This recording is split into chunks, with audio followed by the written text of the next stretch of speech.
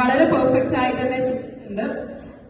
ഞാൻ എവിടുന്ന് തുടങ്ങണമെന്ന് എനിക്ക് കറക്റ്റ് അറിയില്ല. പക്ഷെ ഫസ്റ്റ് ഇയറിൽ ഞാൻ വന്നപ്പം തേർഡ് ഇയേഴ്സ് ഫെയർവെൽ ചെയ്ത് പോകുന്ന കണ്ടിട്ടുണ്ടായിരുന്നു. സെക്കൻഡ് ഇയറിൽ ഞാനും വൈഷ്ണവൊക്കെ മുൻകൈ എടുത്ത് ഫെയർവെൽ നടത്തി. അപ്പോഴൊക്കെ ഞാൻ മനസ്സിൽ കാണാറുണ്ടായിരുന്നു, ഇനി കുറച്ച് കാലങ്ങളും കൂടി കഴിഞ്ഞാൽ ഞാനും ഈ ഒരു സ്പോട്ടിൽ നിൽക്കേണ്ട ആളാണല്ലോ എന്ന്. Like I was counting days, ഇനി ഇത്രയും കൂടി ദിവസങ്ങളേ ഉള്ളൂ, ഇത്ര ദിവസങ്ങളേ ഉള്ളൂ എന്ന്.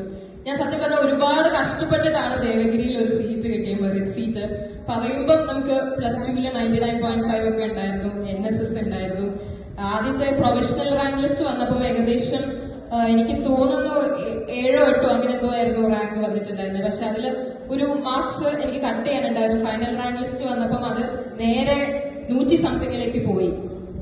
അപ്പോ ഒട്ടും കിട്ടും എന്ന് പ്രതീക്ഷിച്ചല്ല. അത്ര പെർസെന്റേജ് നമ്മൾ +2 ഉണ്ടായിട്ടും നമുക്ക് കിട്ടാതെ വരാൻ. ഞാൻ കഴിഞ്ഞ 12 വർഷം CMIന്റെ അണ്ടറിൽ തന്നെയായിരുന്നു പഠിച്ചിട്ടുണ്ടായിരുന്നത്. അതുകൊണ്ട് തന്നെ പിന്നെ പല ഇന്റർവ്യൂവിനൊക്കെ ആയിട്ട് ഇന്റർവ്യൂ എടുക്കാൻ വേണ്ടിയിട്ട് ഇവിടുത്തെ പല സാറുമാരെയൊക്കെ നമ്മുടെ മലയാളം ഡിപ്പാർട്ട്മെന്റിലെ സുനിലച്ഛനെയൊക്കെ ഇന്റർവ്യൂ എടുത്തിട്ടുണ്ട് മുൻപ്. നമ്മളെ ജിനുവച്ചൻ, മാത്സിലെ ജിനുവച്ചനെയൊക്കെ ഇന്റർവ്യൂ ചെയ്തിട്ടുണ്ടായിരുന്നു. അപ്പൊ അങ്ങനെ കുറെ പേര് ഇവിടെ പരിചയമുള്ളതുകൊണ്ട് അവരോടൊക്കെ വന്ന്, ഞാൻ മാത്രമല്ല, നിങ്ങളൊന്നും എന്നെ ചിലപ്പോൾ കരഞ്ഞ് കണ്ടിട്ടുണ്ടാവില്ല. പക്ഷെ ഞാൻ ഇവിടെ സീറ്റ് കിട്ടുന്നതിന് മുന്നേ ഇവരെ മുന്നിലൊക്കെ വന്ന് ഒരുപാട് കരഞ്ഞിട്ടുണ്ട്. എന്റെ അമ്മ വരും കരയും, അമ്മൂമ്മ വരും കരയും. അപ്പൊ ഇതൊരു സ്ഥിരം കാഴ്ചയായിരുന്നു. കാരണം സീറ്റ് കിട്ടുന്ന ഉറപ്പില്ലല്ലോ. എന്റെ കൂടെ ഉള്ളവരൊക്കെ നീറ്റ് അങ്ങനെ സംഭവങ്ങളൊക്കെ ആയിട്ട് പോവുമായിരുന്നു.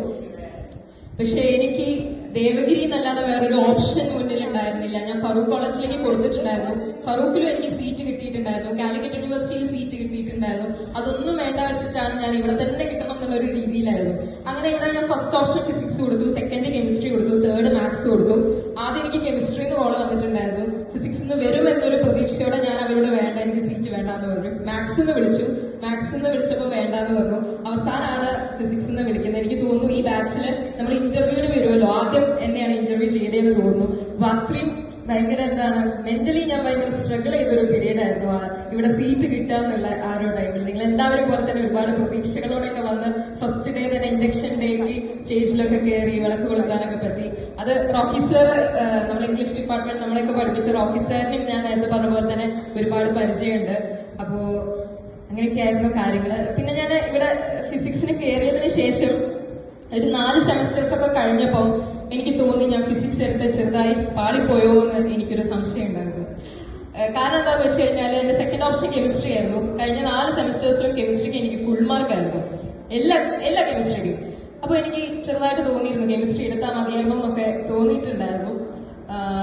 എന്നിരുന്നാൽ കൂടി ഈ ഒരു സബ്ജക്റ്റിനോടുള്ള ഇഷ്ടം കൊണ്ട് ഞാൻ പിന്നെ അങ്ങനെ കോപ്പപ്പ് ചെയ്ത് പോവുകയായിരുന്നു ചെയ്തിട്ടുണ്ടായിരുന്നത്. പിന്നെ ഫൈനൽ ഇയർ എത്തി. ഫൈനൽ ഇയറിൽ സത്യം പറഞ്ഞാൽ എനിക്ക് ക്ലാസ്സിൽ മര്യാദക്കൊന്നും ഇരിക്കാൻ പറ്റിയിട്ടില്ല. നിങ്ങളൊക്കെ നിങ്ങൾ നമ്മുടെ ക്ലാസ്സിലുള്ള പിള്ളേരൊക്കെ ആയിട്ട് ഓരോരോ മെമ്മറീസ് പറയുമ്പോൾ എനിക്ക് സത്യം പറഞ്ഞാൽ നിങ്ങൾ അത്രയൊന്നും പറയാൻ മെമ്മറീസ് ഇല്ല. കാരണം ഞാൻ നേരെ 3 മണി കഴിഞ്ഞ ദിവസം വൈഷ്ണവ് എന്നോട് ചോദിച്ചു, ഇവിടെ പ്രൊജക്ടിന് ഇരിക്കുന്ന സമയം എന്നോട് ചോദിച്ചു, എന്താ ഇത്ര നേരം ഇരിക്കുന്നത്, ഷിൻഡു സാറിനെ കാണാനാണോ ഇരിക്കുന്നത്, നീ ഇങ്ങനെ സാധാരണ ഇരിക്കാറില്ലല്ലോ. സത്യം പറഞ്ഞാൽ 3 മണി കഴിഞ്ഞാൽ എന്നെ പിന്നെ ഇവിടെ കാണാറില്ല. ഇങ്ങനെ ഓരോരോ പ്രോഗ്രാംസ് ഒക്കെ ആയി പോകുന്നതുകൊണ്ട് മെമ്മറീസ് ക്രിയേറ്റ് ചെയ്യാനുള്ള ഒരു സ്കോപ്പ് എനിക്ക് ഉണ്ടായിരുന്നില്ല. ഈ ഒരു ക്ലാസ്സിന്റെ ആ ഒരു 6 മണിക്കൂർ അല്ലെ 5 മണിക്കൂർ അത് മാത്രമായിരുന്നു സത്യം പറഞ്ഞാൽ കോളേജിലുള്ള എൻ്റെ ഒരു സമയം. പക്ഷെ അതിനിടയിലും ഞാൻ പരമാവധി ആളുകളുമായിട്ടൊക്കെ പല മെമ്മറീസും ക്രിയേറ്റ് ചെയ്യാൻ ശ്രമിച്ചിട്ടുണ്ട്. ഒരു തരത്തിലുള്ള അറ്റാച്ച്മെന്റ്സ് ഉണ്ടാവരുതെന്ന് വിചാരിച്ചിട്ടാണ് ദേവഗിരിയിലേക്ക് വന്നത്. ഞാൻ അറ്റാച്ച്ഡ് ആവാൻ ഭയങ്കര ബുദ്ധിമുട്ടുള്ള ഒരു വ്യക്തിയാണ്. അറ്റാച്ച്ഡ് ആയി കഴിഞ്ഞാൽ ഭയങ്കര ഓവറാക്കി ചളാകും. അതുകൊണ്ട് തന്നെ ആരുമായിട്ട് അറ്റാച്ച്ഡ് അധികം ആവരുതെന്നുള്ള ഒരു ഉറച്ച വിശ്വാസത്തിൽ ദേവഗിരിയിലേക്ക് കടന്നു വന്ന വ്യക്തിയാണ്. ബട്ട് അൺഫോർച്ചുനേറ്റ്ലി നമ്മൾ വിചാരിച്ച പോലെ കാര്യങ്ങൾ ചിലതൊന്നും നടന്നിട്ടുണ്ടായിരുന്നില്ല. എനിവേസ്, ഞാൻ ഒരുപാട് ഇഷ്ടപ്പെടുന്ന ഒരു പീരീഡാണ് എന്റെ പേഴ്സണൽ ലൈഫ്. വ്യക്തി ജീവിതത്തിലാണെങ്കിലും അക്കാഡമിക്സിലായാലും എന്റെ ഷൂട്ട്, ആങ്കറിങ്, ഡബിങ് പോലെയുള്ള കാര്യങ്ങളിലായാലും ഈ കഴിഞ്ഞ 3 വർഷം എന്ന് പറഞ്ഞാൽ ഒരുപാട് പ്രോഗ്രസ് ഉണ്ടായിരുന്ന, ഒരുപാട് ടേൺ ഓവേഴ്സ് ഉണ്ടായിരുന്ന ഒരു വർഷമാണ്.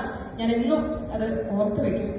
പിന്നെ അത് കൂടാതെ എനിക്കിപ്പോ ഈ ഇറങ്ങുന്ന ഒരു പീരീഡിലാണ് ദേവഗിരി കോളേജിന്റെ ആയാലും സ്റ്റേറ്റ് ലെവൽ അവാർഡ് ആയാലും ഒക്കെ കിട്ടിയിട്ടുണ്ടായിരുന്നത്. അപ്പോ എല്ലാം കൊണ്ടും വളരെ ബ്യൂട്ടിഫുൾ ആയിട്ടുള്ള ഒരു സെമസ്റ്റർ ആയിരുന്നു, ബ്യൂട്ടിഫുൾ ആയിട്ടുള്ള ഒരു ഇയർ ആയിരുന്നു, ഒരു കോഴ്സ് പീരീഡ് ആയിരുന്നു. എന്നെ ഏൽപ്പിച്ച കർത്തവ്യത്തിലേക്ക് ഞാൻ കടക്കുകയാണ്. നന്ദി പ്രകാശനം. ഏറ്റവും ആദ്യം ഞാൻ മെറിൽ മാം, നമ്മുടെ HOD, എനിക്ക് തോന്നുന്നു ഡിപ്പാർട്ട്മെന്റിൽ എന്നെ ഏറ്റവും കൂടുതൽ മനസ്സിലാക്കിയിട്ടുള്ളത് മാം ആണ് എന്ന് എനിക്ക് തോന്നാറുണ്ട്. അപ്പം അതുകൂടാതെ തന്നെ നമ്മുടെ ട്യൂട്ടർ ആയിട്ടുള്ള ഷിൻഡു സാറിനെ കുറിച്ച് എന്റെ അമ്മ ഇടയ്ക്കിടയ്ക്ക് വീട്ടിൽ ഓരോരോ കാര്യങ്ങൾ പറയാറുണ്ട്. അമ്മ എന്നോട് പോലും പറയാതെ സാറെ വന്ന ചില നേരങ്ങളിലൊക്കെ കണ്ടിട്ടുണ്ട്, സംസാരിച്ചിട്ടുണ്ട്. അപ്പോ സാറിനും മാമിനും നന്ദി അറിയിക്കുകയാണ്.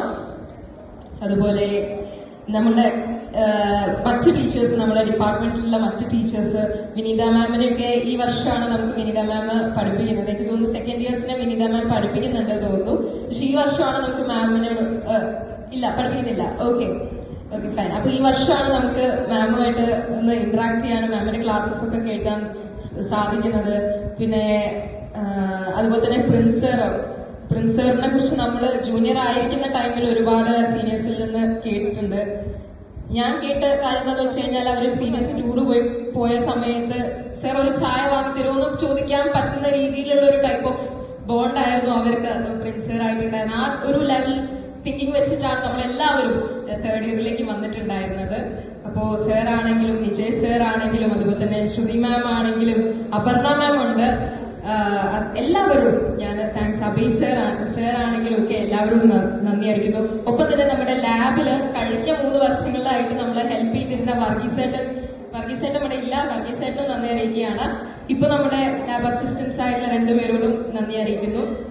പിന്നെ ഒരു കാര്യമുണ്ട്, നമ്മളുടെ സീനിയേഴ്സുമായിട്ട് അധികം അറ്റാച്ച്മെന്റ് നമുക്ക് ഉണ്ടായിരുന്നില്ല. അവർ നമ്മളോട് പുലർത്തിയിട്ടുണ്ടായിരുന്നില്ല, നമ്മൾ അവരോടും അങ്ങനെ പുലർത്തിയിട്ടുണ്ടായിരുന്നില്ല. നേരത്തെ വൈഷ്ണവ് പറഞ്ഞ പോലെ തന്നെ അത്ര സുഖകരമായിട്ടുള്ള ഒരു ബോണ്ടൊന്നും ആയിരുന്നില്ല അവരായിട്ട്. പക്ഷെ വൈഷ്ണവ് പറഞ്ഞ പോലെ തന്നെ നമ്മള് ആ ഒരു പൊസിഷൻ, ആ ഒരു സീനിയർ ലെവലിലേക്ക് എത്തിയപ്പോൾ നമുക്കത് നിർബന്ധം ഉണ്ടായിരുന്നു. നമ്മുടെ താഴെ വരുന്ന ജൂനിയേഴ്സിന് അത്തരം ഒരു കൈൻഡ് ഓഫ് ട്രീറ്റ്മെന്റ് നമ്മൾ കൊടുക്കരുത്. അവരെന്നും